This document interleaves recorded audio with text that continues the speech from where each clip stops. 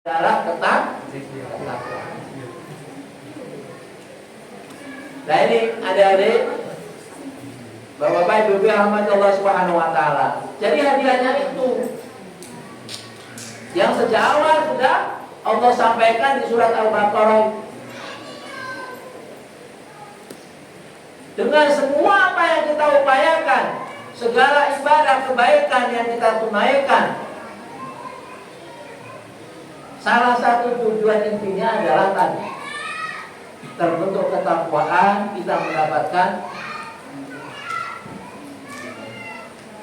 prestasi di hadapan Allah Subhanahu wa taala dengan ketakwaan tersebut, sehingga kita layak mendapatkan kebahagiaan yang sesungguhnya. Makanya dalam sebuah hadis diingatkan Rasulullah SAW, "Lisaimi farhatani." Bagi orang yang berpuasa itu ada dua kebahagiaan, dua kesuksesan. Yang pertama adalah sabda Rasulullah, "Farhatun inda fitrihi." Senang kalau sudah selesai puasa kemudian berbuka atau Idul Fitri. Ya. Apapun makanannya, minumannya, apapun makanannya dan menunya, itu orang pasti senang. Karena panitia sudah menyiapkan, saya dengar telepon tadi, nasi padang kayaknya ini. Oh iya. Tadi kedengaran, oh nasi padang.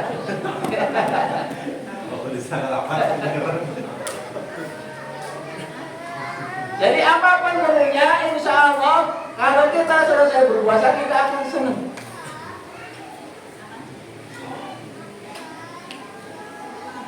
Ada ustadz yang buka bersama rada sedih. Pertama kali saya buka begini. Kenapa ustadz? Sudah ada gorengannya. Saya kira ada apa gitu ya. Buka bersama bareng-bareng gitu. Rada sedih gitu wajahnya. Pertama kali saya buka begini.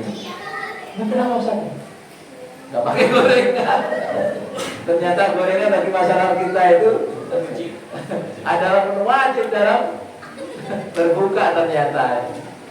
Ya, apapun menunya, orang kalau sudah berpuasa pasti akan gembira. Tapi ini sekaligus juga gambaran bahwa salah satu kesuksesan atas semua prestasi kita memang senang kalau mendapatkan hasil di dunia.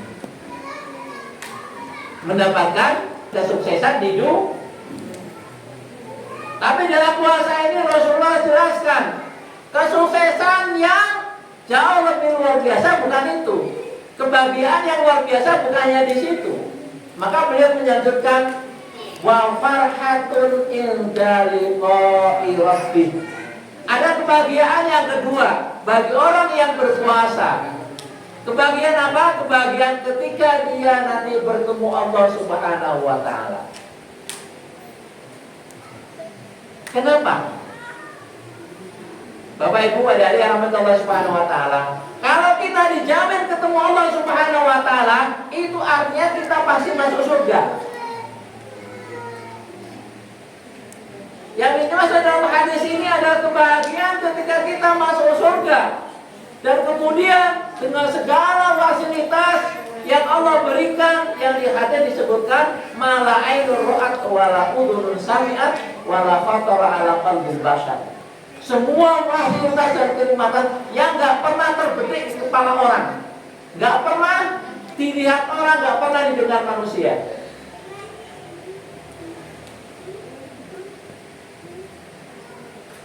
Bisa dibayangkan? Ada dua hadis yang menjelaskan. Orang yang terakhir masuk surga, ini supaya gambarannya begini. Yang terakhir masuk surga itu adalah ketika melewat sirat, melewat jembatan itu, dia kena semburan api neraka, panas, jatuh dia, neraka gitu kan. Berdiri lagi, jatuh lagi begitu, neraka pegangan itu. Berdiri lagi, jatuh lagi, dan terakhir sampai ke ujung. Alhamdulillah. masuk juga, selamat juga dari api. Setelah begitu dia merasa, wah, saya satu-satunya orang yang selamat. Dia merasa begitu melewati jembatan itu dan selamat dari api neraka, dia merasa orang yang satu-satunya yang selamat. Tidak ada yang selamat. Begitu sudah melewati jembatan Sirat itu, ternyata diperlihatkan ada pohon yang sangat indah, di bawahnya ada air yang mengalir. Kemudian dia minta kepada Allah, ya Allah, boleh nggak saya ke sana? Tapi nggak ada permintaan yang lainnya, itu aja. Iya, itu saja. Akhirnya diperkenakan, dia didekatkan kepada pohon dan air yang tenang. Setelah dari jauh ada kelihatan yang lebih bagus lagi, sumber airnya, pohonnya lebih bagus lagi. Kalau yang orang boleh nggak? Gitu. Tadi kan tidak, nggak minta lagi. Sekarang aja, itu kayak lebih bagus deh. Kalau di sana lebih enak kayaknya. Ya udah, sana. Mendekatkan ke pohon ya. Dan ternyata ketika mendekat ke pohon itu sudah dekat dengan pintu surga.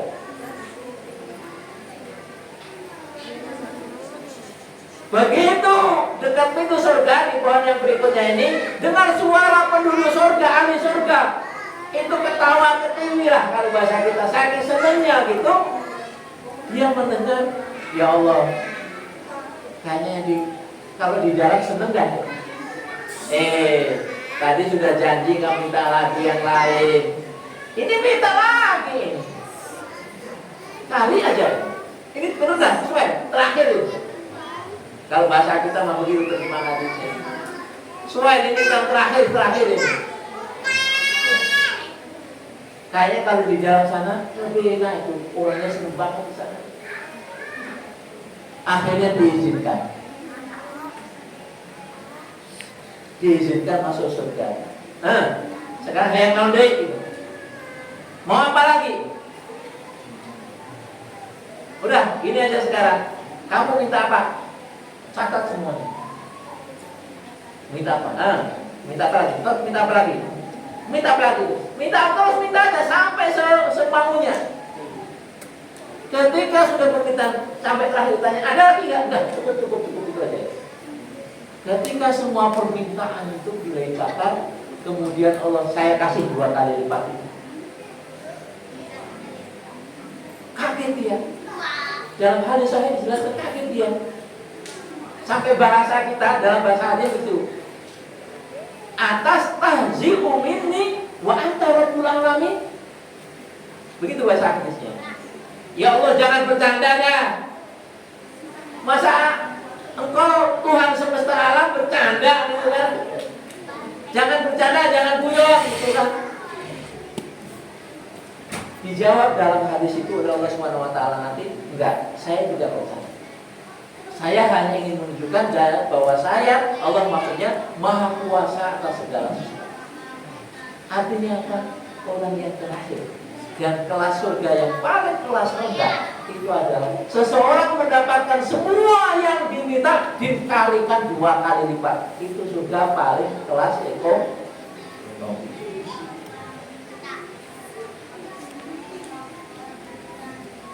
Dalam hadis Sahih Muslim ini dijelaskan. Artinya ada hal yang jauh lebih luar biasa dari itu. Makanya mumpung kita masih ketemu di bulan Ramadan ini, saya ingatkan pesan Rasulullah yang lain, bahwa Rasulullah itu pesan pada kita, kalau minta kepada Allah jangan nanggung. Kalau berdoa kepada Allah jangan nanggung. Kalau minta surga jangan nanggung.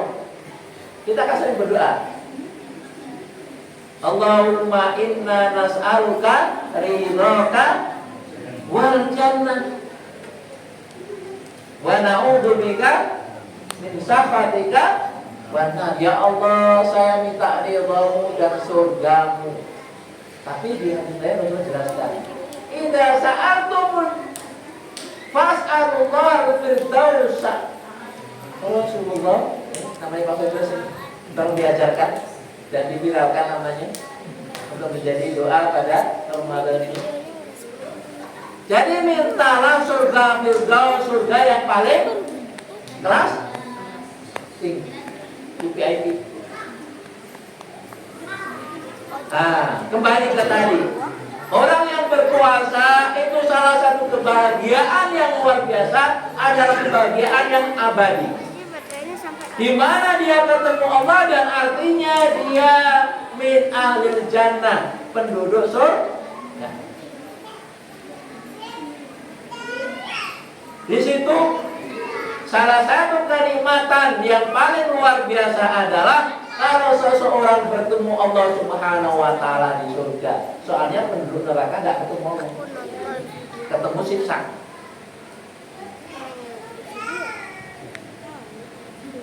Apa maksud lain dari hadis ini?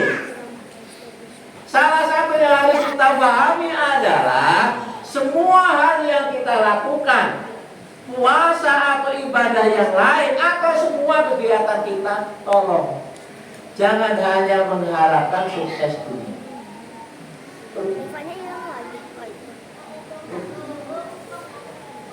Adik-adik nanti kalau syukuran hanya ingin dapat ijazah, hanya ingin dapat nilai tinggi, hanya ingin masuk sekolah yang favorit saja, rugi. Bapak-bapak yang bekerja keras untuk keluarga, tolong niatannya jangan hanya untuk kehidupan dunia saja. Oh ini cicilan rumah, oh ini cicilan mobil. Itu boleh silakan, gak salah. Tapi salah satu yang harus ditanamkan ada pada diri kita semuanya adalah semua kegiatan kita, semua aktivitas kita itu harus berniat di dunia hasanah wa bil akhirati. Itu harus. Rugi nanti kalau ibu-ibu juga dilakukan aktivitas kegiatan mengurus rumah, mendidik anak dan seterusnya, tolong diniatkan untuk dunia dan untuk akhir. Karena sesungguhnya kehidupan akhirat, balasan akhirat dan pahala di akhirat jauh lebih abadi, lebih luar biasa daripada yang kita dapatkan di dunia. Apa saja? Rugi kalau kita tidak bisa menyambungkan, mengaitkan dengan hadiah, sebagian hadiah kalau saya mengatakan, yang mudah-mudahan kita semua berhasil mendapatkannya dalam proses yang kita jalani selama bulan Ramadan. Kita tidak tahu apakah Ramadan kali ini Ramadan yang kesekian kali atau Ramadan terakhir. Tetangga kemarin kecelakaan, alhamdulillah masih selamat nyawanya, tapi tangannya hancur, mau diamputasi. Masih muda, masih anak. Jadi nggak harus yang tua duluan, semuanya juga sama.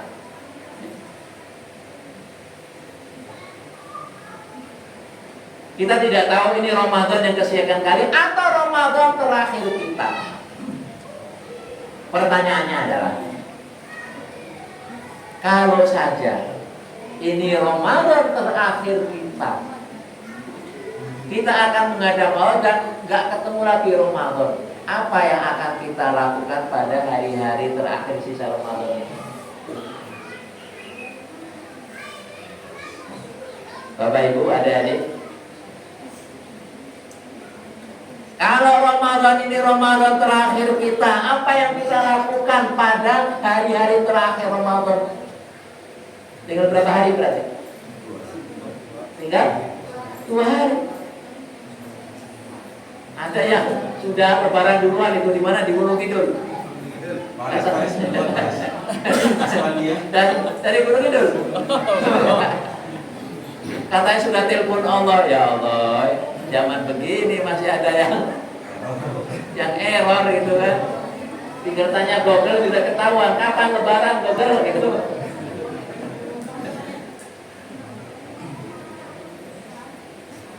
Tinggal 2 hari lagi apa yang akan kita lakukan. Dan saya ingatkan kembali apa yang tadi sampaikan, kita sekarang mau mendekati garis finish. Mau jadi juara atau mau gak juara? Benar nih, mau jadi juara. Jadi kalau pemenang kita harus sampai duluan dengan sukses. Dulu berarti saya lebaran dulu atau dulu Ustaz? Bukan begitu maksudnya.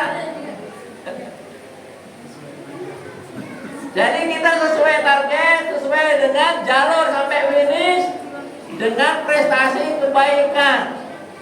Nih tinggal 2 hari lagi berarti nih. 2 hari 2 malam berarti ya. Maka saya mengingatkan diri saya dan kita semuanya, kita manfaatkan sebaik-baiknya. Kita jaga semangat kita untuk bisa menyelesaikan bulan tarbiyah dan pendidikan ini dengan sebaik-baiknya. Jadi kalau kelas 12 eta belum selesai UN, baru sepokok, kemudian keluar kamu balik nggak masuk ke sekolah, lulus nggak kira-kira? Ya nggak lulus itu. Makanya untuk yang sudah lemas atau nggak semangat datang untuk sholat taraweh, sholat jamaah, yang belum khatam tadi tolong digaspolkan supaya kita semuanya menjadi pemenang dan insya Allah semua kebaikan keberkahan akan kita dapatkan dalam semua kehidupan kita, semua urusan kita di dunia dan di akhirat. Karena apa? Rasul bilang, man khairima khairaha faqad qurri. Yang tidak mendapatkan kebaikan Ramadan, rugi pokoknya. Tinggal 2 hari lagi. Kita manfaatkan sebaik. Itu saja yang bisa saya sampaikan sebagai teman ngobrol menunggu berbuka